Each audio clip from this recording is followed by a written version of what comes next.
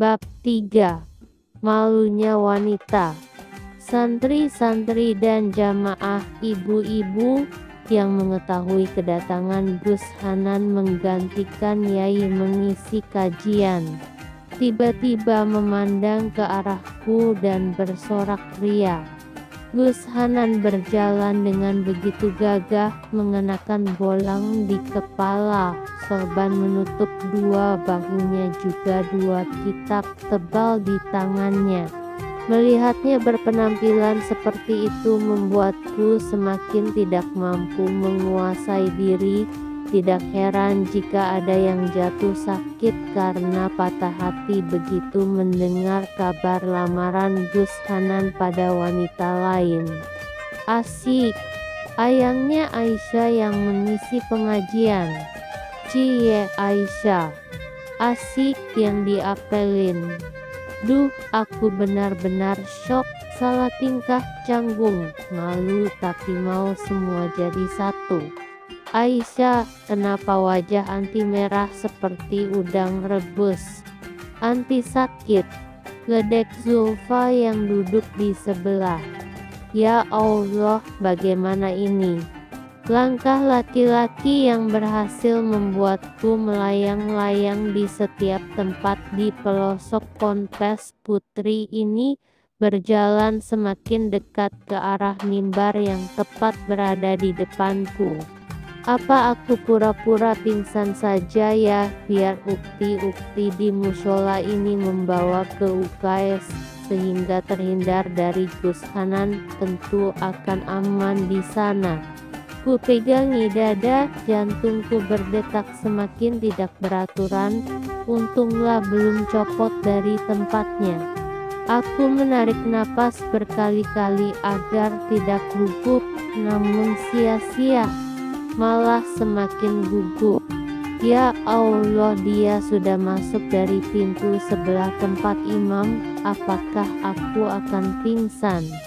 Segera kutundukkan pandang agar Gus Hanan tidak melihat wajahku. Awas saja kalau antum bikin aku malu ya Gus. Jika sudah halal nanti akan kucubit keras-keras perut kamu. Aku hanya bisa merutuk dalam hati.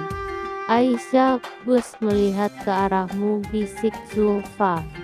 Suara santri lebih ramai ketika sosok Gus Hanan itu sudah duduk di mimbar. Cie. Sampai Ustazah Mirna yang juga bibi Gus Hanan meninggikan suara. Afwan ya, ukti-ukti. Tolong diam, agar pengajian bisa segera dimulai. Satu sama lain santri saling mendiamkan dengan meletakkan jari telunjuk di mulut mereka. Kini musola sudah senyap, hebat memang ustazah satu ini. Coba sejak tadi, aku tak perlu sebaper, sekarang sudah deg-degan dengan kehadiran calon imamku ditambah sorakan, lengkap sudah kebaperan ini. Assalamualaikum warahmatullahi wabarakatuh. Suara berat Gus Hanan di mikrofon memecah keheningan dalam musola. Waalaikumsalam warahmatullahi wabarakatuh. Jamaah serentak menjawab dengan semangat, kecuali aku yang menjawab dengan suara pelan dan menundukkan kepala. Sebelumnya, atas nama Abah Yai, saya meminta maaf beliau tidak bisa berhadir karena ada undangan. Baru pertama ini aku melihatnya bicara di atas podium pondok putri. Syukurlah Yai tidak sedang sakit. Baiklah, meskipun terpaksa ada di tempat ini, saya akan menyampaikan materi hari ini. Ar-rijalu qawwamuna 'alan nisa. Laki-laki itu adalah pemimpin bagi wanita. Gus Hanan membacakan ayat dari surah An-Nisa. Aku terperanjat. Bukan itu halaman yang seharusnya dibaca, karena kami baru saja ganti kitab.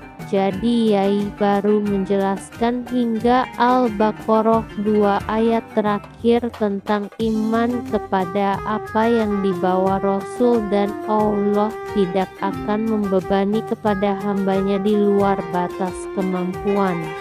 Sama halnya sepertiku, jika aku tidak kuat menahan malu, pasti Allah tidak akan mengirim Gus Hanan tepat di hadapanku saat ini. Ah, mikir apa sih aku? Yang jelas, Gus Hanan tidak menyampaikan hal yang seharusnya. Bahwasanya wanita itu wajib taat pada pemimpinnya, yakni laki-laki, suaminya, jika apa yang diminta sang suami bukan bagian dari maksiat kepada Allah. Afwan Gus, kemarin Yai masih menyampaikan surah Al-Baqarah, seorang ustazah bersuara. Oh begitu ya. Saya tahu dan memang sengaja menyampaikan hal demikian karena sebentar lagi akan ada yang menikah di sini. Fahimtuna. Gus Hanan menjawab dengan santainya. Ehem. Cie. Musola kembali gaduh dengan suara ledekan santri-santri. Melihat sekilas pada Gus Hanan, dia tersenyum lebar seolah telah menang melawan musuh. Sehingga tak sengaja mata kami bertemu, lantas cepat-cepat aku menundukkan pandangan lagi. Ih, gemes. Menyebalkan sekali ternyata Gus Hanan, dia sengaja membaca dan menyampaikan tafsir An-Nisa untukku. Bagaimana dia bisa sepede itu? Wah, ditanya malah pada cie. Fahimtuna. Gus Hanan berhasil menghentikan suara santri-santri. Naam. Mereka pun menjawab serentak.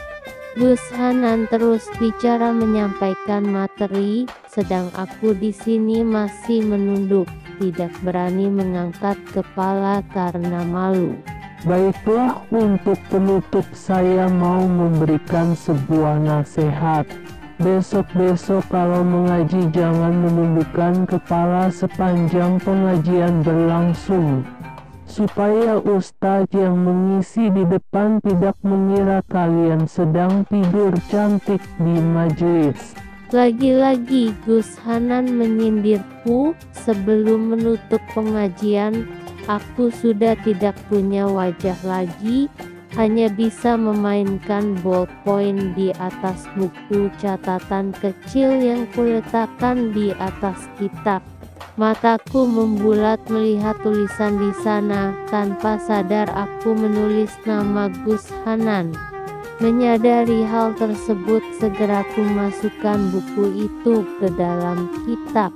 Pengajian telah selesai, aku berjalan menuju asrama yang masih sepi.